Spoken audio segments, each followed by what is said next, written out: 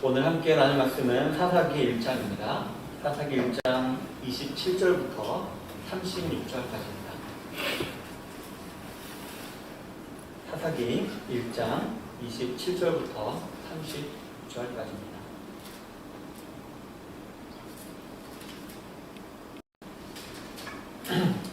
우리 한 절씩 교도하도록 하겠습니다. 제가 먼저 읽겠습니다. 므낫세가 벳산과 그에 딸린 마을들의 주민과 다아낙과 그에 딸린 마을들의 주민과 돌과 그에 딸린 마을들의 주민과 이블르함과 그에 딸린 마을들의 주민과 무깃도와 그에 딸린 마을들의 주민들을 쫓아내지 못하며 가나안 족속이 결심하고 그 땅에 거주하였더니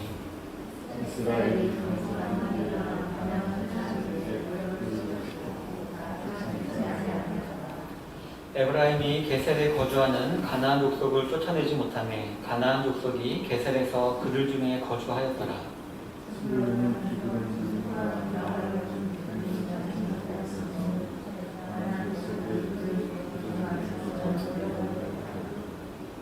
아셀이 악고 주민과 시돈 주민과 알랍과 악십과 힐바와 아빅과 르홉 주민을 쫓아내지 못하고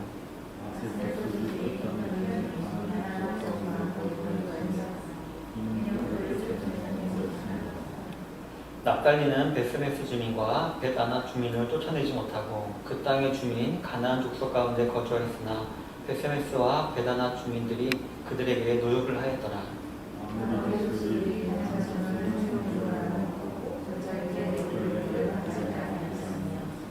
결심하고 헤레스산과 아얄론과 사알빔에 거주하였더니 요셉의 가문의 힘이 강성하며 아모리 족속이 마침내는 노역을 하였으며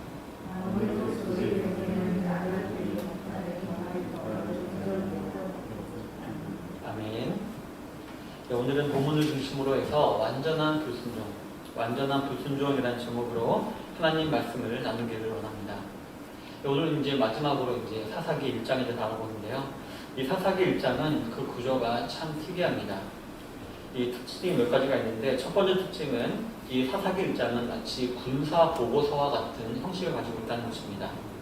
여호수아가 죽은 이후에 각 지파가 가나안 정복 전쟁을 해 나아간 데 있어서 어떤 결과를 내었는가 비교적 자세하게 설명을 하고 있는 것입니다.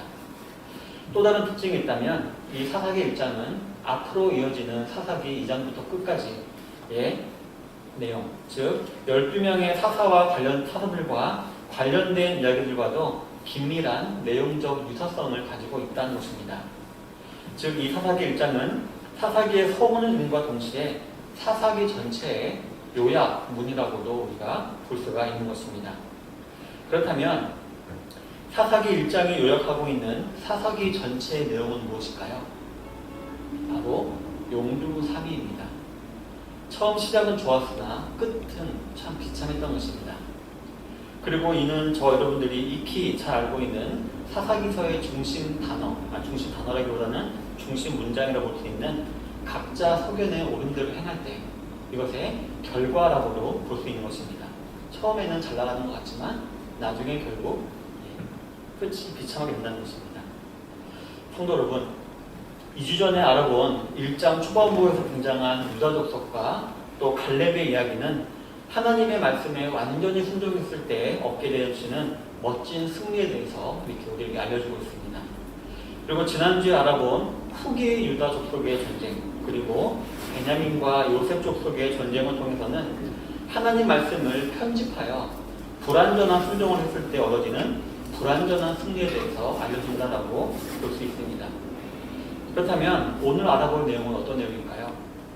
이제 이스라엘 백성들 가운데 과연 하나님 말씀에 순종하려는 마음이 있기는 한 건가? 라는 의문을 불러일으킬 정도로 확연한 불순종의 죄를 범하고 그로 인해 승리는커녕 비참한 처지에 처하게 되는 이스라엘 족속의 모습을 우리가 오늘 본문을 통해서 볼 수가 있게 되는 것입니다. 이러한 과정, 처음에는 승리를 하고 그 다음에 불완전한 승리를 하고 나중에는 완전히 승리를 못하게 되는 이러한 것은 이제 앞으로 12명의 사사를 차근차근히 알아보는 나아갈 때에 아마 다시금 우리가 확인하게 될 것입니다. 유다 지파인 온니엘, 이 온니엘은 많은 승리를 한 이제 사사인데요. 맨 마지막 사사라고 볼 수 있는 삼손, 단지파의 삼손에 이르기까지 보면은 사사들의 몇 명이 점차 이렇게 만족스럽지 못한 이렇게 상태로 악화되는 것을 우리가 볼 수 있는 것입니다. 그럼 먼저 오늘 본문 내용을 한번 자세하게 살펴보도록 하겠습니다. 본문 27절에 보면은 므낫세 지파가 등장합니다. 본문에 따르면 이 므낫세 지파는 벳산과 그 주민들, 다낙과 그 주민들, 돌과 그 주민들, 이블람과 그 주민들, 마지막으로 무깃도와 그 주민들을 쫓아내지 못했다라고 기록을 하고 있습니다. 전쟁을 했는데도 진 것인지 아니면 전쟁을 하지 않고서 그냥 포기한 건지 그 정보는 나와 있지 않지만 우리는 본문 마지막 부분에서 가나안 족속이 결심하고 그 땅에 거주하였더라라는 말씀을 통해서 이 므낫세 지파는 그들과 전쟁하지 아니하고 그들에게 선택권을 주었음을 우리가 알 수가 있습니다. 아니 어쩌면 그들에게 이 땅에서 나가라 라고 말은 했지만 머물고자 했던 그들의 결심이 더 컸고 또 그 결심에 대해서 므낫세 지파는 아무런 후속 조치를 하지 않았음을 우리가 알 수가 있는 것입니다. 그리고 28절에 보면 이 므낫세 지파는 이 족속들을 쫓아낼 정도로 충분히 강성해진 것을 우리가 알 수가 있습니다. 하지만 그러함에도 그들은 이 가나안 족속을 쫓아내지 아니하고 그저 강제 노역에 쓰기 위한 종으로 부렸다라고 기록을 하고 있습니다. 즉 이 므낫세 지파 행동은 그 어느 하나에서도 보면 하나님 말씀을 온전히 이행하려는 그런 의지가 없었던 것을 우리가 볼 수가 있는 것입니다. 따라서 이처럼 하나님 말씀을 지키려는 의지가 없었던 것은 하나님 명령에 순종하기를 거부하는 불순종이라고 볼 수가 있습니다. 분명히 하나님은 그 땅 거민들을 다 진멸하라라고 말씀하셨는데 그렇지 아니하고 종으로 삼았다는 것은 하나님의 말씀에 온전히 순종하지 않았고 그것은 불순종이라는 것입니다. 이어지는 29절에 보면 에브라임 지파가 등장합니다. 본문에 따르면 이 에브라임 지파는 게셀에 거하는 가나안 사람들을 쫓아내지 못했다라고 했고요. 그리고 결국 그들과 함께 거주했다. 즉 그들과 함께 살았다라고 기록을 하고 있습니다. 공존했다는 것이죠. 같은 요셉 족속이었던 이 에브라임 지파 역시 므낫세 지파와 동일하게 가나안 족속들을 다 쫓아내지 못했던 것이었습니다. 그런데 이 에브라임 지파의 행위는 더 악한 것이었습니다. 왜냐하면 므낫세는 초반에는 약간 약했을 수 있었는데 이 에브라임 지파는 처음부터 강력한 지파였었기 때문입니다. 이들은 이 가나안 족속을 쫓아내기에 충분히 강력한 지파였지만 그들은 지정학적인 위치로 보았을 때 비교적 중요한 위치에 있었던 게셀 이조차도 그냥 방치하고 그냥 그들을 종으로 삼고자 했던 것이었습니다. 이어서 30절을 보면 스불론 지파가 나옵니다. 본문에 따르면 이 스불론 지파는 기드론과 나할롤의 주민들을 쫓아내지 못했다라고 기록을 하고 있습니다. 그런데 그 뒤에 내용이 이상합니다. 분명히 쫓아내지 못했다라는 것은 이 스불론 지파의 능력이 부족했다라고 볼 수가 있는데 그런데 그 뒤에 이어진 내용은 가나안 족속이 스불론 지파 안에 거하면서 노역을 했다라고 분명히 기록을 하고 있기 때문입니다. 따라서 이 말은 이 스불론 지파 역시 하나님 말씀에 순종하려는 그런 의지보다는 그저 이 가나안 족속들의 노동력을 사용하고자 하는 이기적인 마음이 컸기 때문에 일부러 불순종을 했다라는 것을 뜻하는 말이었습니다. 이어서 이제 31절로 32절에 보면 이제 아셀 지파가 나옵니다. 이 아셀 지파는 다른 어떤 지파보다도 상황이 참 나빴는데요. 본문에 따르면 악고와 시돈과 알락과 악십과 헬바와 아벡과 르홉 주민들을 많은 서도의 주민들을 쫓아내지 못했다라고 기록을 하고 있는데요. 그 내용도 본문 32절에 보면 이 아셀 지파는 그 가나안 족속들에게 오히려 굴복했다라고 이렇게 기록이 되어 있는 것입니다. 앞에 기록된 지파들처럼 종으로 쓰려고 일부러 쫓아내지 않은 것이 아니라 한마디로 전쟁에서 졌다라는 것입니다. 이것은 어떻게 보면 하나님 편에서 정말 망신이라고 하지 않을 수가 없었을 것입니다. 또 이어지는 33절을 보면 납달리 지파가 나옵니다. 본문에 따르면 납달리 지파 역시 베세메스와 베다나 주민들을 쫓아내지 못하고 그들에게 굴복했다라고 합니다. 하지만 점차 그들을 노예로 삼았다라고 이렇게 기록하고 있습니다. 이는 현저한 악행이었는데요.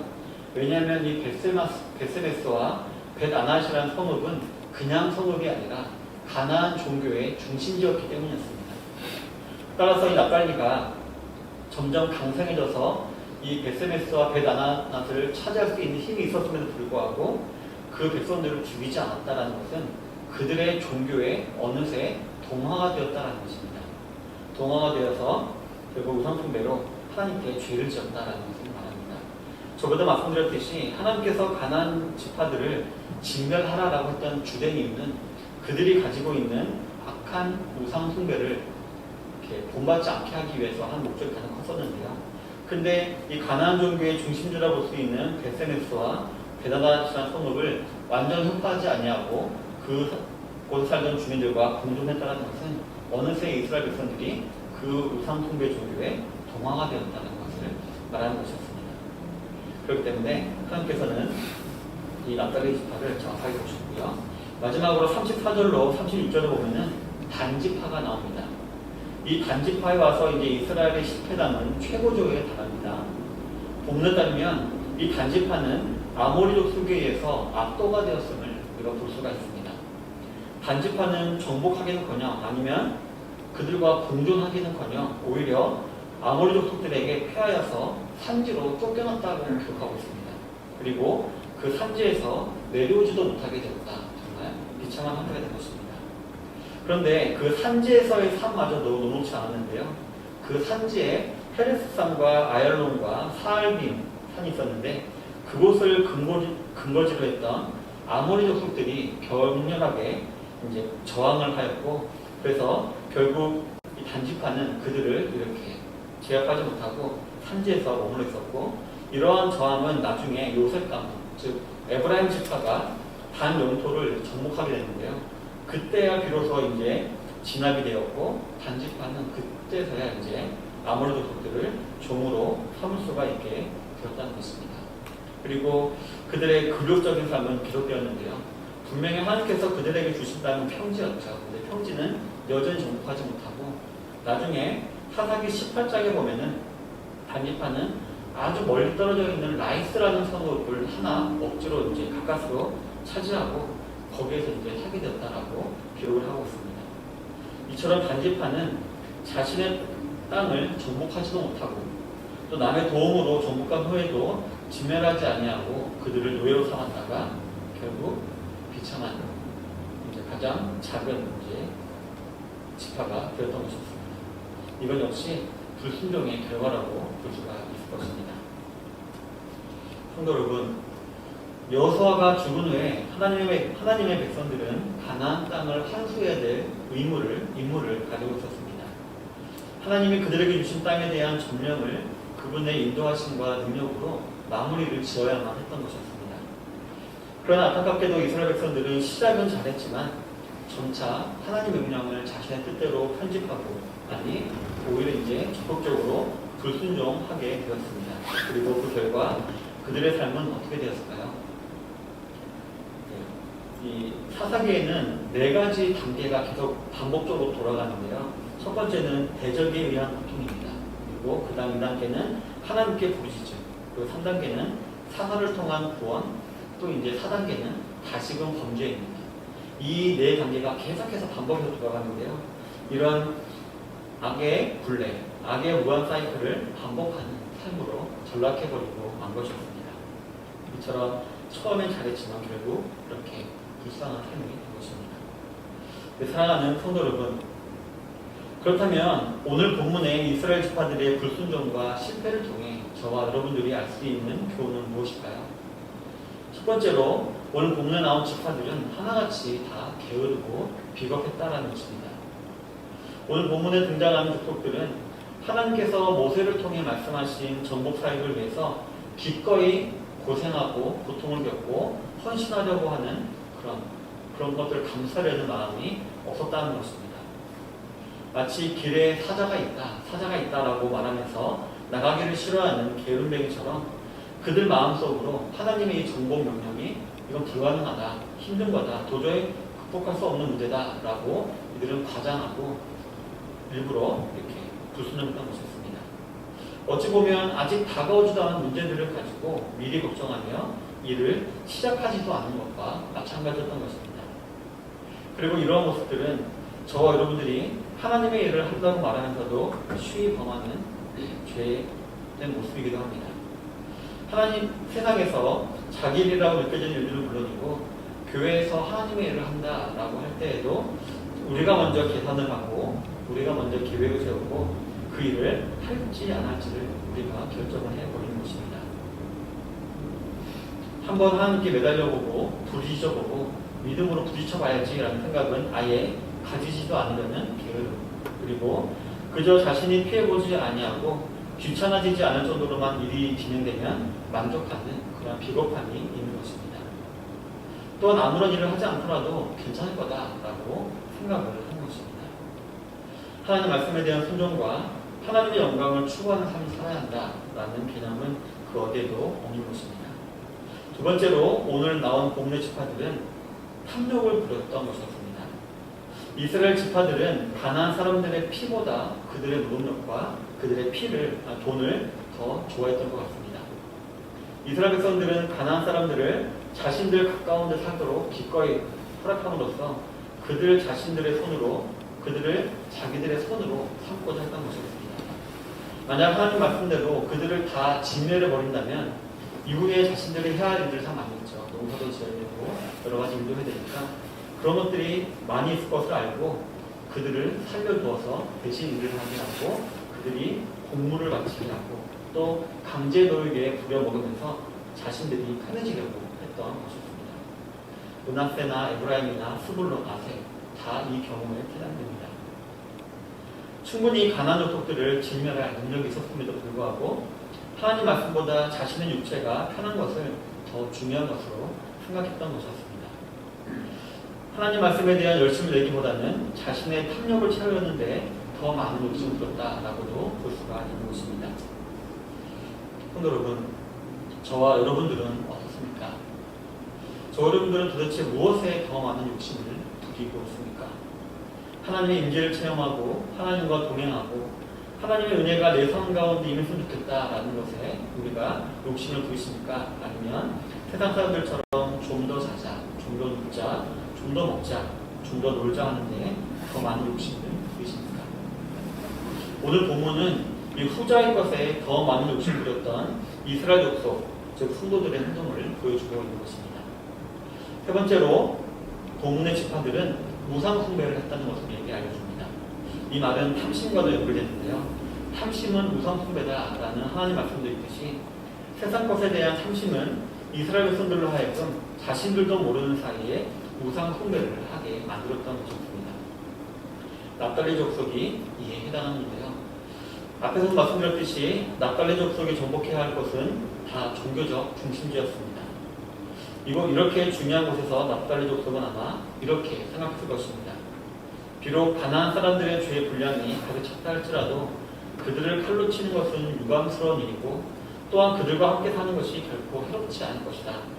또 자신들에게 어떤 위험도 되지 않을 것이다 라고 아마 생각했던 것 같습니다.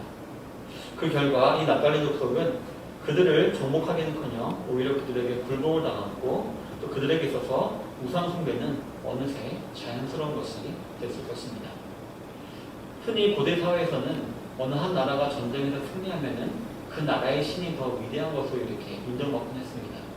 따라서 납달리가 이 벳세메스와 베다나 이 두 성읍에 졌다는 것은 이 두 성읍이 섬기던 바알이나 아세라나 이런 것들이 더 강력하다라는 이미지를 그들에 주었을 것이고 납달리는 자연스럽게 그런 우상들의 동화가 되었을 것입니다.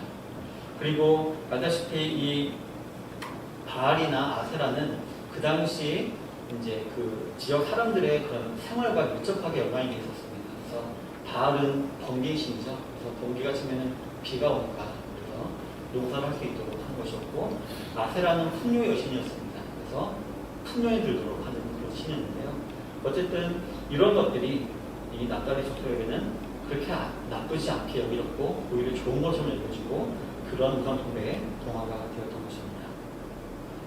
여러분, 이처럼 우상 숭배에 자연스럽게 동화되는 것은 현대를 살아가는 저와 여러분들에게 참으로 많이 나타나고 있는 모습이 아닐 수가 없습니다. 마땅히 가져야 될 우상 숭배의 죄에 대한 두려움이나 미움 혹은 혐오감은 없고 오히려 이를 위해서 하나님을 우리도 모르는 사이에 이용하는 경우가 참 많이 있는 것입니다. 자기라는 우상을 섬기고 돈이라는 우상을 섬기고 명예라는 우상을 섬기고 쾌락이라는 우상을 섬기기 위해서 우리가 가진 신앙을 이용할 때가 참 많은 것입니다. 그러다 보니 점점 주일 성수에 대한 개념들이 사라지고 있습니다. 하나님을 위해 예배도 드리고 하나님을 위해서 일도 하고 하나님을 위해서 돈을 쓰고 하나님을 위해서 시간을 써야 한다는 개념을 얻고 세상 사람들과 마찬가지로 나의 만족을 위해 사용하는 휴일이라는 개념이 이제 더 큰 개념으로 이렇게 작용하는 사람들이 참 많이 있는 것입니다. 참 저 같은 경우도 어렸을 때 참 주일에 슈퍼도 못 갔고 주일에 공부도 안 됐고 그런 시대를 살아왔었는데 어느새 이제 당연하게 주일 저녁에는 외식을 나가고 영화도 보고 이런 것을 이제 볼 때 비록 뭐 이게 진리 문제와 상관없을지 모르지만 어쨌든 제 마음가짐이 주일 성수에 대한 개념이 흐릿해진 것이 아닌가 생각을 좀 많이 하게 되는데요. 근데 참 이런 생각하는 분들도 참 많이 있지 않습니까? 이것은 좀 사족인데요. 제가 요즘 가끔 보는 프로그램 중에서 1호가 될 수 없어라는 이제 개그맨 부부가 이혼하지 않자는 부분이 있는데요. 거기에 이만배 김희수 부부가 나왔습니다. 이 두 분이 그 어떤 교회에서 엄청나게 많이 섬기고 있는 분들이에요. 성공도 많이 하고 봉사도 많이 하고 또 나름 믿음도 신실하다라고 하는 분들이고 한데 그 방송에서 자연스럽게 이제 그 아들과 함께 식사하면서 맥주를 마시는 거 보면서 야 이게 내가 이해를 못하는 건지 저게 당연한 건지 이렇게 저부터도 이제 약간 그런 생각이 들었었는데 이처럼 요즘 우리 그리스도인 가운데서 뭐 술, 담배 문제 같은 경우는 이제 아무것도 아니잖아요. 근데 우리가 우리의 몸이 하나님의 성전이고 성령님이 거하시는 전을 생각할 때 그런 것들을 우리가 우리 몸에 들 수 없을 텐데 근데 어느새 이제 그런 것들이 이제 그냥 당연한 것처럼 내려주고 그 아들은 그 자랑스럽게 얘기하더라고요.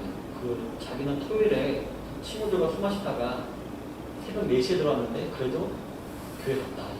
이거를 자랑스럽게 얘기한 거 보면서 저게 자랑만 못하는 건 좀 이렇게 분간이 좀 쉽지 않더라고요. 어쨌든 그렇습니다. 우리가 모르는 사이에 어느새 우상 숭배가 우리 몸 가운데 상관에 들어갔고 우리가 그런 것들을 이제 잘 분별 못하게 됐고 그런 것이 나타나는 가장 주된 특징 중에 하나가 우리가 마땅히 지켜야 될 주일을 또 성수하는 것이 흐려졌다는 것입니다.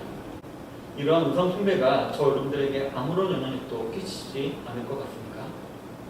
이 우상 숭배는 그 사람의 영혼을 점점 갉아먹게 될 것이고 그로 말미암아 저 위대하신 하나님의 자녀임에도 불구하고 거지같이 세상에 불붙고 세상에서 빌어먹는 인생을 살게 되는 것입니다. 아니 부끄러운 구원이라도 받기만 하면 좋은 거 아닙니까? 라고 생각할지 모르지만 절대로 그렇지 않습니다. 왜냐하면 저 천국은 영원한 세계이기 때문입니다. 우리가 행한 대로 거두는 상급으로 영원히 사는 것이 바로 저 천국이기 때문입니다.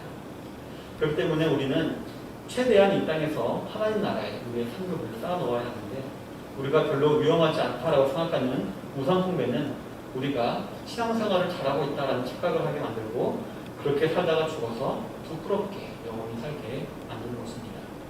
이는 정말 무서운 일입니다. 성도 여러분, 제가 말씀드린 이 세 가지, 이 모든 죄를 요약하면 바로 불순종이라는 죄로 요약할 수가 있습니다. 그들의 조상들을 40년 동안이나 가나안 땅에 들어오지 못하게 만들고 또 그들로 하여금 지금의 땅을 온전히 소유하게 못했던 그들의 이 동일한 이유는 바로 불신앙이었다라는 것입니다. 그들은 하나님의 능력과 약속에 대한 불신앙으로 말미암아 자신들의 이점, 즉 그리스도인의 자유라 그런 것들을 다 상실했고 오히려 수많은 해악에 직면하게 되었던 것입니다. 스페인의 팜플로나 지역에 가면은 황소들과 함께 다니는 축제가 있다고 합니다. 저도 TV에서 들여봤는데요. 아마도 이제 스릴을 느끼려는 아마 그런 축제인 것 같습니다. 하지만 아무리 스릴을 좋아한다 하더라도 황소랑 같이 달리는 것은 너무나도 위험한 행동입니다. 그러나 이 축제는 100년 넘게 이어지고 있고 또 100년 넘게 매년마다 사망자가 발생하고 있다고 합니다. 모두 다 나는 괜찮겠지라고 생각하면서 참가했다가 사망을 당하게 된 것입니다. 성도 여러분, 우리도 이런 생각을 자주자주 할 때가 있습니다. 설마 나 하나님 백성인데 내가 다치진 않겠지, 잘못되지 않겠지, 나는 이미 하나님 안에 굳게 서 있는데, 그러니까 황소들이 오더라도 나는 살 수 있고 오히려 그 황소는 다른 사람을 쫓아갈 거야 라고 생각을 할 수도 있습니다. 그래서 하지 말아야 하는 일이라는 것을 알고 있음에도 불구하고 하나님 말씀에 의도적으로 불순종하는 경우가 없지 않아 있는 것입니다. 그러나 불순종은 하나님 앞에서 반드시 실패하고야 마는 행동입니다. 마치 하지 않아도 될 고생을 하면서 하나님의 안에서 은혜와 평강을 누리는 삶을 살기보다는 매 순간 하나님께 절박하게 매달리기만 만드는 것입니다. 이런 모습이 우리 아버지 하나님이 저 어른들에게 주시고자 하는 삶일까요? 매일마다 울고 짜고 매달리고 이런 것이 하나님께 원하시는 것일까요? 그렇지 않습니다. 하나님께서 우리에게 주시고자 하시는 것은 평안이고, 또 저 여러분들이 순종으로 세상을 이긴 예수님의 승리 안에서 행복하게 살아가기를 우리 아버지 하나님은 원하시는 것입니다. 따라서 오늘 본문의 이스라엘 족속들의 이러한 불순종을 따르지 마시는 성도님들이 되시길 바랍니다. 오히려 갈렙과 온니엘처럼 하나님 말씀에 의거한 담대한 신앙으로 순종할 때 얻어지는 승리를 체험하는 삶을 매일매일 살아가시게 되시길 바랍니다.